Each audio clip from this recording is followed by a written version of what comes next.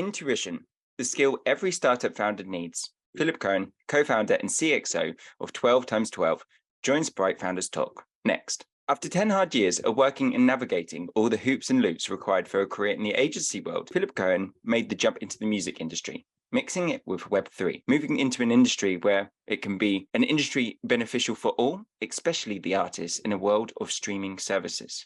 We talk about why now was the time for a change for Philipp, the adventure that is falling down the never-ending cryptocurrency rabbit hole. Why, as a consumer, you don't need to know the ins and outs of Web3s. At the end of the day, who knows how their email works? And Web3's rapid technological advancement and what to watch out for in the near future. All this and more on Bright Founders Talk.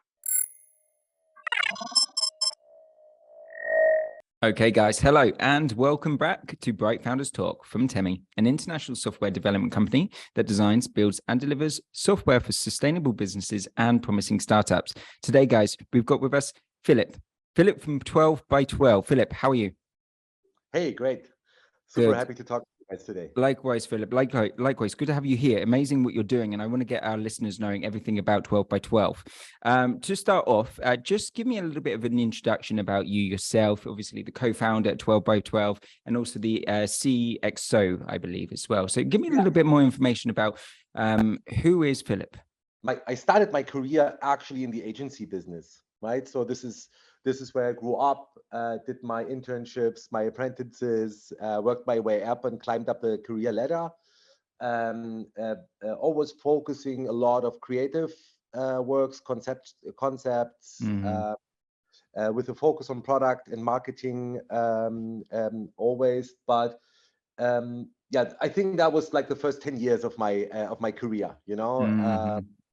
With all the hoops and loops that you have to go through as a still to have to make a career kind of a guy in an agency world.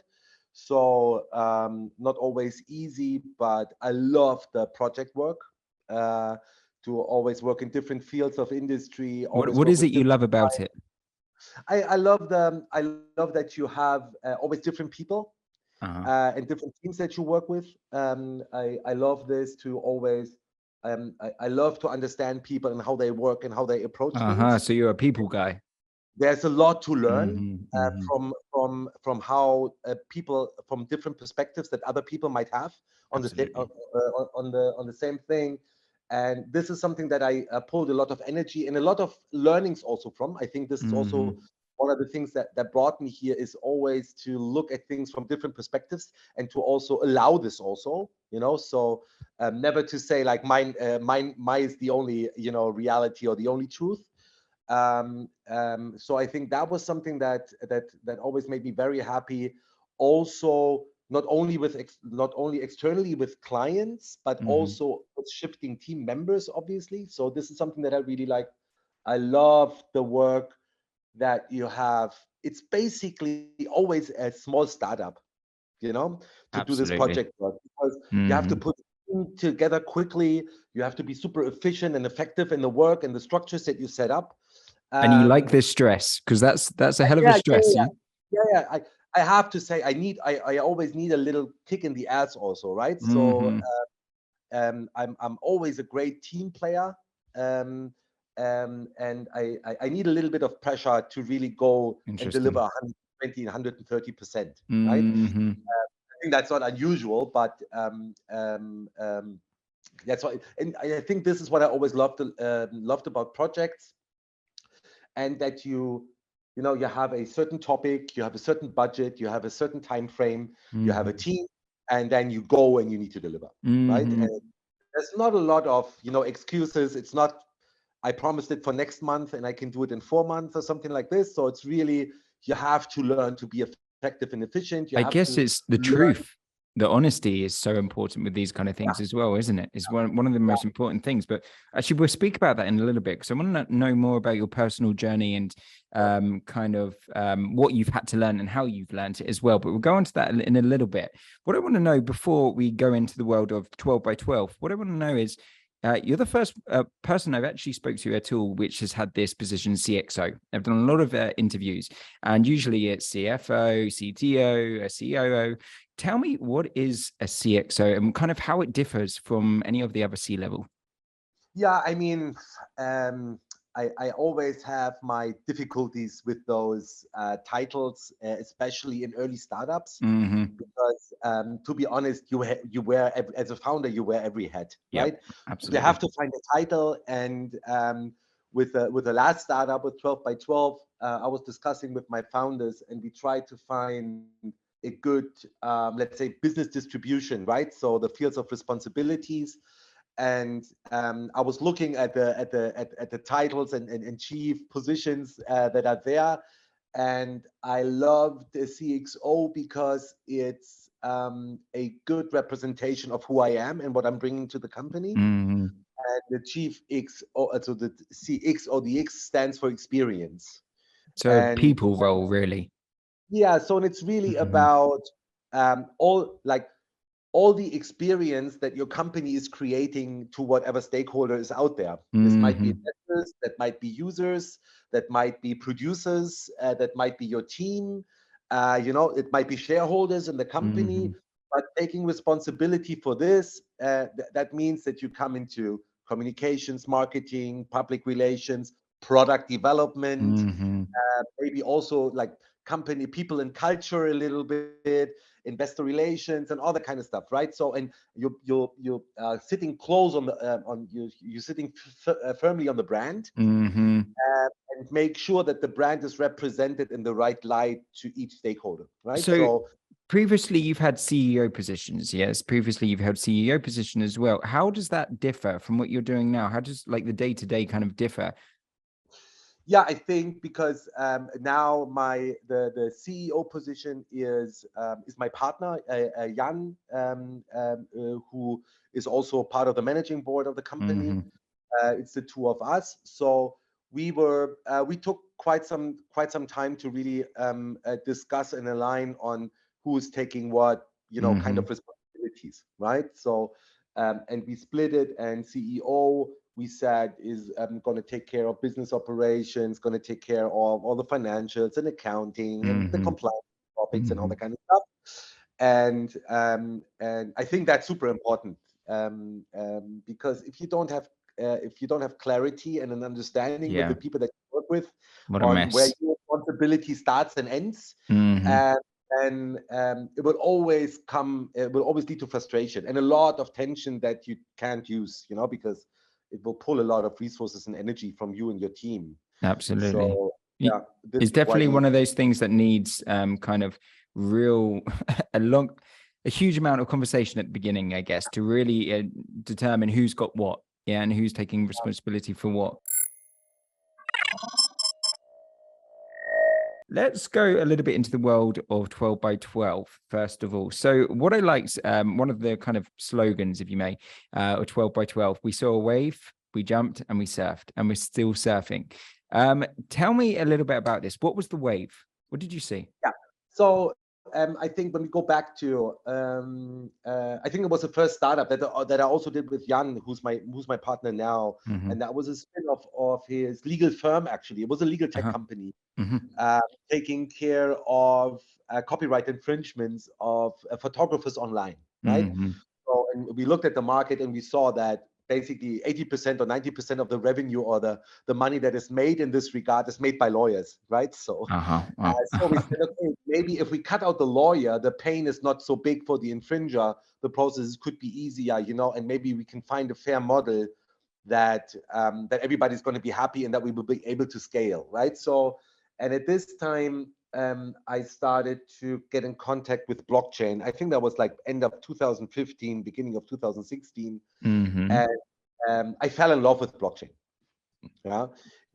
because I saw this immense power of providing digital ownership in a world of copy and paste for digital content, right? So, and I think I totally understood why we were in this situation and how difficult is, especially for the still image market, how difficult it is to heal this, right?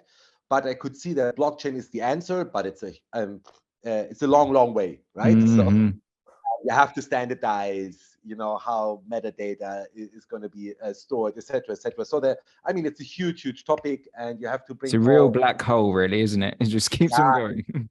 And the problem is in a global world, right? You have to bring everybody on the same page, and this is so difficult, especially in creative industries. But this is where we started to started to understand blockchain and the possibilities and the opportunities. So this is basically when I never stopped reading about it, learning about it, following the development of blockchain from the first generation of Bitcoin, then Ethereum, now third generations with Polygon and Solana and all the great blockchains that are coming and show more applications and more accessibility and more potential for mass adoption moving forward. So it's very exciting to see something like this. And we were never about the crypto game, right? We were never day trading. We never bought really a lot of cryptocurrency because we always had a different view on this and in not knowing where the money is coming from and what the money is used for, right? So and we never really wanted to be too much a part of this game, and we're not gamblers. So we try to pull back. Yes, very true. But that was basically so much branded in our brain, and that Jan and we were always talking about that would be so cool for music. And we did this already back in 2017, 2018, and we were saying, hey, you know what? Let's wait, because with the first startup, we were too early, right? We were like 3-4 years too early. Got to find the right time, haven't you? The technology was not really there, and nobody talked about it. There was a lot of education to be done, even more than you have today. And we said, like, let's look at the market, let's listen carefully, and let's see, and let's try to find the right moment. The moment where the wave, is developing at the right speed, and you still have the possibility. And you can keep on going. Exactly. And this is basically what happened end of 2020. I think when we saw that all the NFT news, came over from the States, and we saw the first articles really reach mass adoption. You could see on Google search words analytics how Web3 terms and terms were like going through the roof, and Beep and all that kind of stuff, and Bordet's Yacht Club and CryptoPunks and all the great stories out there, which we never were really big fans about, but it helped us, so that people understood what blockchain was. And that was the moment basically when we decided, okay, now we gotta, start thinking about this more serious and see if we really want to do this. And I think it took us then until March in 2021, and then we decided, okay, the time is right, let's do it. Wow. Okay. I mean, there's lots of questions to this actually, but before I do, I mean, first of all, talking about blockchain and all these things, obviously you were talking about there, it's very difficult to get people on the same page to understand what it is. And you yourself being an expert in it as well, you have to constantly update and revise and kind of educate yourself. How are you getting people on the same page with it? How are you kind of doing as part of educating your team and everyone else that's buying into 12 by 12? Yeah, I think it's a super interesting phenomenon that you have with Web3 and blockchain and crypto as a new wave of innovation driving the Web3 development alongside metaverse and virtual developments, obviously. But when you look in the past, there has never been that much discussion around the technique and the technology behind it, and what the right choice is and what the differences are. You should go to people and ask them how their email really works. Nobody knows. Nobody is trying to understand it. Everybody is using it, right? Because it has a benefit. Just want to know it works. That's it. Exactly. Why it's good. And I just want to decide if I want to use the product or not. And I think this is something that's doing wrong, because obviously it's a technical innovation, but at the end, it's about use cases, and it's about benefits and the right products out there. And I think we have to talk more about what are the great new features and the great new opportunities for you as a stakeholder in the music industry. Yeah. And I can help you to utilize it. I do this by using Web3 technology, but you don't need to care about it. Yeah. Yeah. Right? Yeah. This is my job. This is why I'm here. I want to talk to you what you need, what your objectives are, what your requirements are, what you want to achieve.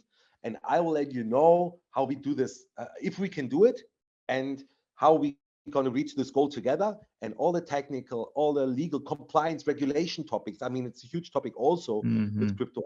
This I is guess all that we take care of that. I guess it's really much like any kind of high-end profession, doctors, heart surgeons. You don't need to know, obviously, what they're doing on a heart. You just need to know that they know what they're doing. Exactly, right? And I need to understand, okay, I'm not seeing clearly right now, and I'm going to the doctor, and he does an operation on my eye, and after that, I see sharp. That's all I'm. If I, what kind of laser he's using, and if it's the best choice, the result, the feature, the benefit that I'm getting out of this, and I think this is something that we see because we needed to learn this too. Yeah.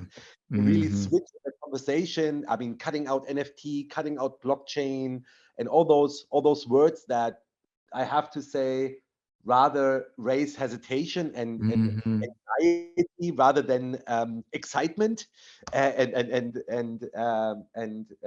people are not looking forward to that. They're super skeptical. This is really interesting. Is this something that you've learned this year? Is it kind of that people don't need to know everything? It's only you that need to know. So is it something like a revelation of this year? Yeah, I think the great thing, or the great position that we are in right now, is that we have a track record of successful drops and projects that we turned around, in different, I think, like different levels of deepness. Also, is it a Web 2 project? Is it a Web 3 project? Yeah, we see ourselves rather like a Web 2.5 startup, to be honest. Yeah? Interesting. And this is why we have credibility and trust. And this is what we've learned. And through this credibility and trust, now we were able to switch the conversation and say, and you can see that we're able to do this. We have all the legal compliance regulation topics, we control them. The technical parts, we control them. This is our product. You can use it. These are the benefits. You want to have you want to try it, let's go set up an MVP. And this is what we see change the discussion, and very, very, very positive in our direction, to be honest. Yeah. Learning intuition, that's something that is it something you have or not? Is it something that you just have to trust? I think obviously you build your intuition. You do this with anyhow, experience, right? Knowledge. Exactly, right. And I think it's a lot of experiences that you did, right? Be true to yourself, right? What were the right decisions? What were the wrong decisions? The big ones. Yeah. I mean, I always say, if you lay in bed in the evening alone by yourself, you can be really honest to yourself. Nobody needs to know, but be, right? So you really need to be honest in order to also grow, and get better. And I think there's a lot. Intuition is a lot of experience. What kind of decisions did I make? Was I successful? Do I need to make different decisions, or do I need to find a different structure or process in the way of how I make decisions? Do I need to involve people maybe into the decision making? What kind of people are good for my decision making? What kind of people are bad? That's it's tough. it's usually not the person that always aligns with you and has the same opinion. It's usually the person that always holds a mirror and say, what do you think about this idea? It's not bad. Why are you pushing this option aside, right? Explain it. That question why, making you doubt yourself to double check if it's the right thing to do, I guess. Exactly, right. So and I think there's a lot of there's a lot of ways on improving in decision making and building and evolve your intuition. But I think it's something that is a very crucial skill for a founder. Music industry was never better than it was in the last years. Right? So the music market all over is making tons of money and everybody's super happy, right? Revenues going up, profits going up, everything great. But if you look a little bit deeper, you can see that the structure of this revenue and that's this cash that's coming into the industry is not really helping everybody, right? So over 80, by everybody, who do you mean everybody? Everybody, I mean all the stakeholders, small labels, big labels, publishers, single artists, emerging artists, established artists, you know, it's not distributed in the way that you might think, right? So it's not so easy to say, hey, the music is doing great. It is financially, but there's also something that you need to heal in the system, right? And I think it's pretty easy to understand. So, and I try to tell the story from an artist perspective. Yeah, as an artist, I go. There's a lot of time that I need to spend in the creative process and the production process where I don't have the possibility to make any money. Yeah, so I need to do this. And nowadays, I'm an emerging artist, right? Nobody knows me, right? And now I go and I do my album, but I don't really do an album anymore because it's just too much of a production. So I start doing tracks, right? So single tracks, and I put them on Spotify or on let's not say Spotify, but a streaming platform, right? Streaming platform is great because it's a very, very, very great way to make music available for everybody, for all individuals, right? And that's super cool. And there's a lot of drivers that make it even more interesting. We got more people, we got better infrastructure, better networks. You know, more people gonna have access to music. So there's more usage. So the value goes up and goes up. So it's like better for a user. Yeah. So it's better for the user, but not so much better for the artist because the way that the revenue develops, it's very long dragged. And now I try to explain when you look back to physical sales, for example, vinyl or a CD sale, an artist goes, makes an album, and then he sells the album. There's a relatively short amount of 4 weeks, 8 weeks, 12 weeks, where he sells, I would say like 70% or 80% of the albums that he will ever sell. Yeah, the hypothesis. And this is when he makes the revenue. And now he's getting all this revenue, and he can say, great, now I have my money, I can lean back, I do my tour maybe, but now I have some funds to do my next project, my next album, etc., etc. But nowadays with streaming, it's completely different.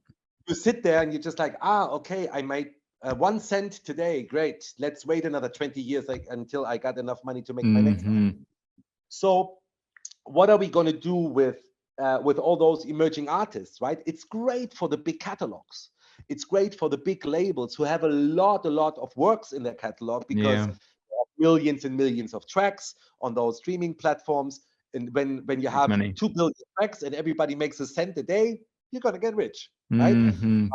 Very difficult for artists. And so, but you have the problem that how are you gonna? There is no physical sales more. Nobody's interested in your music because it's available on Spotify, you know. But it's really difficult for you. So what am I going to do? I'm going to sell merchandise. Okay, I'm going to go on live tour. Yes, of course. Yeah, but you can see when you look at the spending wallets. People are spending like the same amount or growing amount on entertainment, but the music part of it diminished by 40% over the last years. Right? Crazy. And it might be a coincidence, but it started when streaming came. People don't know anymore how do I spend money on music, especially with Corona. Then it became even more dramatically. But so maybe in a nutshell. So, and why are we so important for this? Blockchain now gives you the possibility to create your work and be able to really sell it and give the ownership of this work to your fan, right? So, and when you look at the music industry, or when you look at the artist and his environment, he has the artist, and there's a band camp, you know, the manager, close friends, and you know, maybe other artists, etc., etc. And then you have his fan community, yeah. And his fan community, there is everybody can look it up. It's called Pyramid of Fandom. Yeah, you can see how is fan community usually structured, and the one to 2% are the super fans, yeah, and those super fans make up are responsible for 50 to 80% of the artist revenue. Whoa.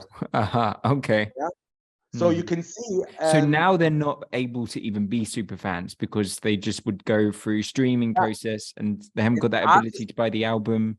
Exactly, right. And the artist doesn't really know who is his super fan, because from the big legacy platforms from Web2, he doesn't get the data. Wow. He knows that he is streamed 10 million times a month, but he doesn't know if there's someone who streamed him 10,000 times a month.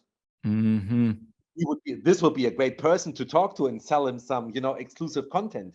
So, and I think to build this direct relationship again, and enable artists to be able to distribute and market and sell their works directly to their superfan community, yeah, this is what we stand here for, right? What we always say is, we are here to help the music industry to integrate Web3 just as an additional distribution channel, like they always did in the past, right? From vinyl to CD, to digital downloads, to streaming, and now it's going to be Web3 and so it's coming back round to where it needs to be. Exactly, right? And this is also, that's sometimes misunderstood, right? It's not about selling millions of tokens, right? So when you look at streaming platforms, there's only 3% of all the artists on those streaming platforms that make more than $1,000 a year. Wow. So now you imagine, and now you imagine you sell an album for 20 euros, yeah? And now I tell you, if you have 100 fans, you make 2,000 euros. Goes to you. This is more than you're going to make in the next 3 years from streaming, right? So you always have to see what the benchmarks are. Obviously, you know, you need to start somewhere, and the market is not there yet. There is no mass adoption on the demand side, right? UX has to get better. There's still some concerns around crypto and regulation and all that kind of stuff. I totally get it, right? But this is going to be the future. And I think one of the secret missions that we have is to really build this middle class of musicians. The type of musicians that are not the superstars, yeah, but they're self-sufficient. They are able to make a living from the work that they create, and are able to sell to their super fans directly. Do you know, right? It's really interesting, because I actually think, regardless of all these streaming services which we have now, people would still pay extra money if that could, to be a fan of someone, just to know that, you know what, I am a fan of this person, and they would do it. Let me give you one last question, but I want this one last question to be more on kind of your journey. Tell me, what would be that one thing? We've spoken about intuition, but what would be that one thing which you have learned over your career, over your life, which is helping you now doing what you're doing at 12 by 12? That's a big question.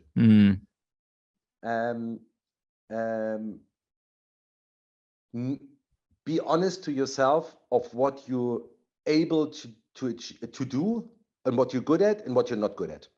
And the things that you're not good at, get people around you that are better than Don't waste your time on it. Don't waste your time on it, you know. And I think there is, and this is, I think, number one. The second one is resilience. There is going to be bad times. We have them.